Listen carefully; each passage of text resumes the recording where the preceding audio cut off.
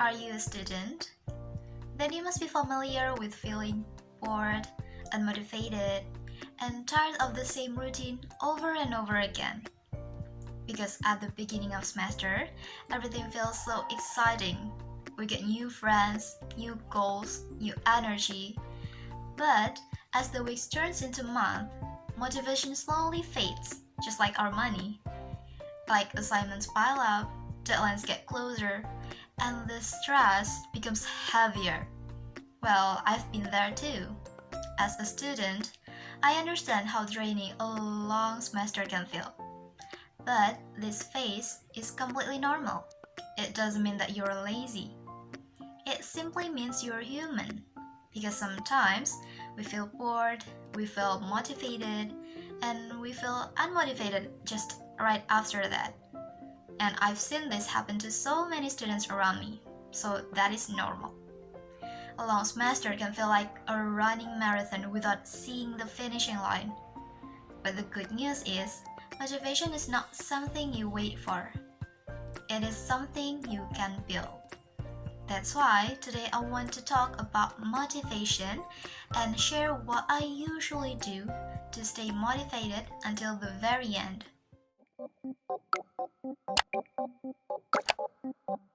First of all, I stop looking at the entire semester and start focusing on just today, this week, and this one task.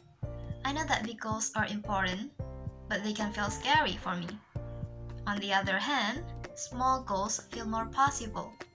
And every time I complete one small task, my brain gets a simple message like, well, I think I actually can do this. And those feeling creates momentum. And the momentum creates motivation on myself. Another thing I've realized that makes a huge difference is having a routine.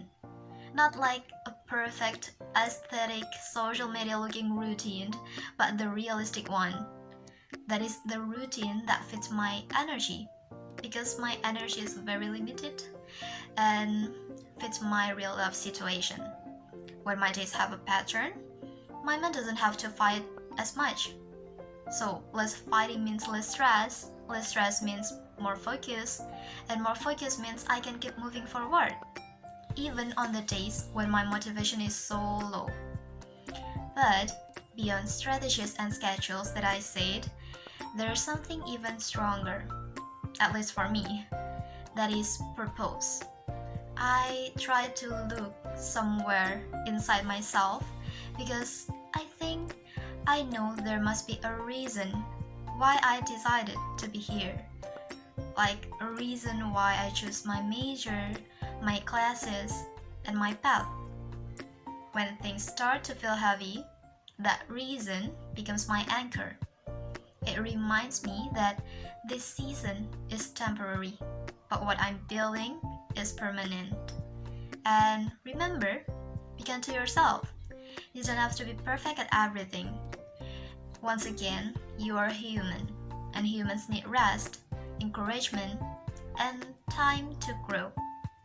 These long semesters are not just about surviving. It is about proving to yourself that you are stronger than your excuses and bigger than your doubts. So, take a breath, take the next small step, and keep going. Because the future version of you is already waiting at the finish line. This too shall pass.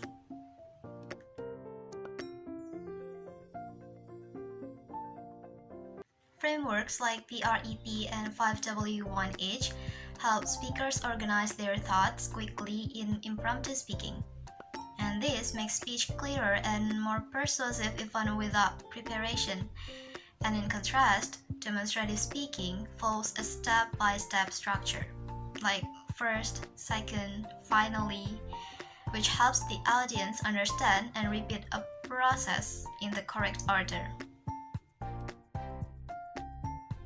Anxiety or nervousness in impromptu speaking often leads to rushed speech, blanking out, like we forgot what we want to talk, or even confusing ideas. So to cope, speakers can slow down, breathe deeply, and use a simple structure. And in motivational speaking, Confidence is built through practice, of course, and then strong message mastery and connection with the audience, because the main goal is to inspire and influence the audience. Storytelling is very important in motivational speaking because it creates emotional engagement with the audience, so it makes the message more memorable. While in impromptu speaking, examples are usually short and practical, just enough to support an idea quickly instead of creating deep emotional impact for the audience. Organization plays a key role in both types actually, because demonstrative speaking needs clear and logical steps so the audience can easily follow and remember the process, and in impromptu speaking, it uses simpler organization to maintain clarity and prevent the speech from sounding messy.